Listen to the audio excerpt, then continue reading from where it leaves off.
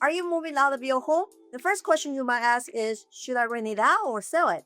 The biggest mistake most sellers make costs them average of 50K or more, and 90% don't even know they are making it. So what's happening? They hire a discount broker to save on commission. Big mistake. Hi, I'm Hsieh-DeGnore with EXP Realty Living in Boston team. Your home is your largest investment. You wouldn't perform surgery on yourself just because you watch a few YouTube videos, right? Well, watch out, you might end up hurting yourself. A strong agent brings in pricing strategy, marketing, and negotiation skills to maximize your market value. Picture this. A discount agent cannot negotiate their commission because they don't have the skills or market knowledge. What's the market doing? I don't know. Listen, if they cannot negotiate their commission, how can they negotiate for you? Experience and negotiation expertise aren't luxury, they are a necessity when dealing with your largest investments. Don't make this costly mistake when it's time to sell. Hi, I'm Hsieh-DeGnore with eXp Realty Living in Boston team with over 20 years of experience helping clients buy, sell, and invest in homes and multifamily properties across Greater Boston. I've guided hundreds of people just like you to sell and find their dream home. In this video, I'm going to walk you through 2 costly mistakes most homeowners make when selling and share with you, and then I'll share 3 value-add tips to help you maximize your home market value. Let's get to it. Mistake number 1, tries to save on realtor fee without understanding what that decision actually cost you. When you see a commission number on paper, it looks big. The question makes total sense. Can I sell it myself? Can I use the cheapest option to save money? But here's a real question you should be asking. Will saving on a fee actually putting more money in my pockets at the end of the sale? Because in real estate, what matters is not what you pay, it's what you net. Here's what I see happen. Seller A goes with the cheapest option. The home is overpriced or underpriced, poorly presented, weakly marketed, few buyers, little competition, soft negotiation. Seller B pays for real representation, strategic pricing, great photos, strong marketing, multiple offers, skilled negotiation. Seller B pays a higher fee and still walks away with more money. That's a key distinction. The goal is not to have the lowest cost, the goal is to have the strongest outcome. And in Boston, that really matters. Negotiation isn't just about the headline number. Sometimes the highest offer is the weakest. Loaded with contingencies, weak financing, a shaky appraisal gap, a strong agent reads the whole picture and protects your net. Think about it this way. You wouldn't perform surgery on yourself just because you watch some YouTube video. The same logic applies to the biggest financial transaction of your life. And here's a useful question to ask any agent you are considering. Can they clearly explain why their service justifies the fee? Because if they cannot make that case for themselves, how are they going to make it for your home at the negotiating table? Greater Boston is not a simple market. A condo in Back Bay is priced differently from the one in Austin Brighton. A triple-decker in Dorchester has different buyer profiles, financing considerations, and investor analysis than a single-family home in Newton. Strategy matters. It has to be tailored to your specific property. A good agent is not just opening doors. A good agent is helping you answer questions like, what price will attract the strongest buyer pool? Should we list slightly below markets to create competition? Should we price at markets because the property is more unique? Should we do repair before closing? Should we stage? When should we go live? How do we handle private showings, open houses, and multiple offers? Mistake 2, not planning for capital gain taxes. Most discount agents will never even bring up this issue. This is a big one, especially in Boston. Why? I'm gonna talk about capital gain taxes. And before I go any further, I'm a real estate agent, not CPA or tax attorney. What I'm sharing is general educational information. Your situation is unique. Please speak with a qualified tax advisor before you list. What I can do is to make sure you have the right question to ask. In Boston, a lot of homeowners have seen serious appreciation, especially if you bought 10, 15, or 20 years ago. Maybe you bought before neighborhood really took off. Maybe you renovated. Maybe your property value has increased much more than you expected. That's great news, but when you sell, the IRS is paying attention. In simple terms, your capital gain is the difference between what you sell for and your adjusted cost basis. Basically, what you paid plus qualifying improvements minus selling costs. Now, there's a significant exclusion available to many sellers. If the home was your primary residence, you may be able to exclude up to $250,000 of gain if you are single, or up to $500,000 if you are married filing jointly. The IRS detailed this in Publication 523. Massachusetts conformed to the same exclusion. But don't assume you automatically qualify. You generally need to have owned and lived in a home as your primary residence for at least 2 of the 5 years before the sale. There are exceptions, which is exactly why your CPA need to involve before you list, not after. Here's a quick example. Say you bought a Boston condo for $500K and you're selling for $950K. That looks like $450K gain on the service. But your actual taxable gain depends on your adjusted basis, your capital improvements, your filing status, whether you ever rent it out, all of it. For some sellers, the exclusion covers everything. For others, especially single filers or those whose gain exceeds the limit, there's a real tax liability to claim around.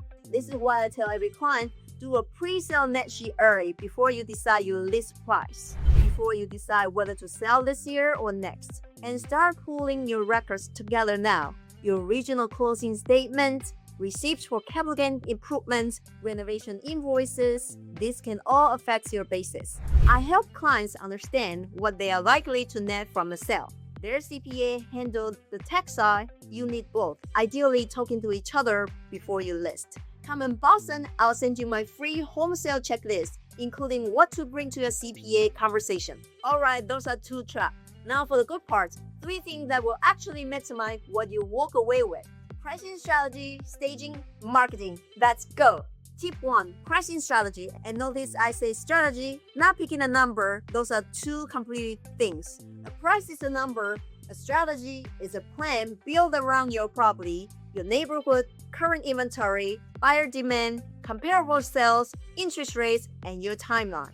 The biggest misconception I see, let's start high, we can always come down. Here's the problem. When a home overpriced, buyers skip it. The listing goes stale. People start asking, what's wrong with it? Then you reduce, and you have always lost your strongest window. The first week or 2 is when buyers have been waiting for a home exactly like yours come running. That early momentum is everything. In some cases, pricing slightly below market value generate competition. More offers, more showings, stronger terms. In others, for unique or luxury properties, a more precise approach makes more sense. A renovated South End brownstone with parking is not priced the same way as a garden-level unit without outdoor space. A Dorchester 2-family with strong rental income needs a completely different analysis than a bulk-line single-family. Pricing is data plus psychology. Data tells us what has sold. Psychologists tell us how buyers behave. Buyers search in price brackets. They compare quickly. If your home feels like strong value, they move. If it feels overpriced, they wait for the price drop or for something better. The goal is urgency, not panic. That's how you create competition. And competition is what drives your strongest result. Tip 2, staging. When sellers hear the word staging, a lot of them think, my home is fine, I don't need that. But staging isn't about whether you have good taste, it's about helping buyers emotionally connect with the space. The moment a buyer walks in, they are asking, can I see my life here? Does this feel bright or spacious? Could I work from home here, raise my family here, and be proud to invite people over? In Boston, staging matters even more because our homes have character. Narrow rooms, older layouts, garden-level spaces, limited closets. Staging helps buyers understand how to live in a home. That empty bedroom staged as a home office suddenly makes sense. That narrow living room with the right furniture layout feels intentional. And staging isn't always a full furniture rental. Sometimes it's decluttering and editing, removing what distracts, naturalizing paint colors, updating bedding, improving lighting, painting the front door, power washing, refreshing landscaping, clearing countertop, removing personal photos, making closets look spacious. Here's what most sellers miss. The first showing starts online. Before a buyer ever steps inside, they're scrolling through photos. If the home looks dark or cluttered in pictures, they don't book a showing. Staging is part of your digital marketing strategy. Buyers aren't buying square footage. They are buying how the home makes them feel. Stage for the buyer, not for yourself. Come in Boston, I'll send you my free home sale checklist. Tip 3. Marketing. And this is where most sellers leave their money on the table. They think, put it on MLS, add some photos, buyer will show up. Sometimes that's enough, but if you want to maximize your market value, you need more than exposure. You need the right presentation, the right positioning, and the right reach. It starts before the listing goes live. We ask, who is the most likely buyer for this property? A first-time home buyer, a relocating professional, an investor, a downsizer, a luxury buyer? Each of those buyers care about different things, and the marketing needs to speak directly to them. A buyer coming from New York, California, or overseas, once you know the likely buyer, you can shake the marketing around what that buyer cares about. For condo, that might be location, HOA fee, layout, naturalized built-in amenities, reserve, parking, storage, pet policy, and commute. For single family, it might be yard space, bedroom, schools, renovations, parking, neighborhood feel, and proximity to parks or downtown Boston. For multi-family, it might be rental income, unit condition, leases, cap rates, development potential, and long-term appreciation. Professional photography is non-negotiable. Your listing photos are your first impression, and for most buyers, it's the only impression they will act on. Video shows flow and feel in a way photos cannot. Floor plans help buyers understand unusual layouts, which matters a lot in Boston, and the listing description matters more than people think. Beautiful two-bedroom in desirable location tells buyer nothing. Good copy is specific. The morning lights, a private yard, and the DD parking, which is gold in Boston. The walkability to the red line or the seaport. Then distribution, MLS, major portals, agent networks, email lists, targeted social, open houses that creates an experience, not just unlock the door. And after listing day, great marketing stays active. We track how many showings, what's the feedback, are buyers hesitating on condition, price, or layout. We adjust fast. There's a big difference between listing a home and launching it. We launch. Let's recap what we have learned. Selling your Boston home is one of the biggest financial decisions you will make. Done casually, it can cost you. Done strategically, you walk away confident with more money in your pocket. So let's bring it together quickly. 2 mistakes to avoid. Don't choose an agent based on the lowest commission. Focus on your net, what you actually walk away with. Don't sell without understanding your capital gain situation. Talk to CPA early before you list your home. And 3 things that will maximize your home market value. Pricing strategy creates a plan that will generate the right competition at the right time. Staging help buyers emotionally connect with the space. Marketing, don't just list it, launch it. If you're thinking about selling in Greater Boston, I'll be happy to help you get a clear picture of your home value, your likely net proceeds, and the best marketing strategy to position your home for the top dollar sale. Drop Boston in the comment now and I'll send you my free home sale checklist. Or the link in the description goes straight to my calendar. No pressure, no pitch, just a straight conversation about your situation and your goals. And if the video is useful, like it, subscribe, or share it with someone who is thinking about selling in Greater Boston. I'll see you soon.